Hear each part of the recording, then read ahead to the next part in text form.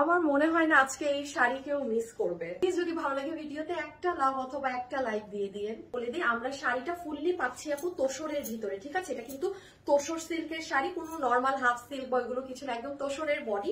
আর শাড়ির লাস্টের দিকে গেলে আমরা শাড়ির সাথে ব্লাউজ পিস এই যে রানিং এ পাবো। হ্যাঁ, ব্লাউজে আপু কোনো কাজ দেয়া নেই, স্বাভাবিক। এটা ফুললি কিন্তু ডিজিটাল প্রিন্ট।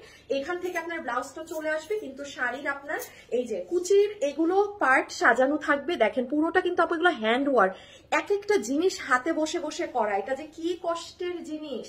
যদি আপু আঁচলের কথা বলি, আঁচলটা জাস্ট দেখেন, মানে কি সুন্দর সাজানো। এই জিনিসগুলো খেয়াল করেন, এই যে একটার ভিতর দেখছেন না, একটা মিরর লাগিয়ে মিররটা পর্যন্ত ওভারলক করা।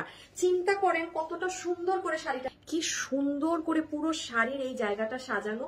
এটা হাতে না পেলে কেউ বুঝবেন, মানে মাই গুডনেস, আমি কোনটা রেখে কোনটার কথা বলবো। হ্যাঁ, এই যে কামদানি স্টাইলে পুরো জিনিসটা এইভাবে করে, এগুলো সম্পূর্ণ ডিজিটাল প্রিন্ট, পুরোটা সাজানো। এটা আমি খালি ধরি, আপনারা দেখেন। হ্যাঁ, আমি জাস্ট এই যে এরকম করি, এটা করা ছাড়া আমার আর কিছু করার নেই।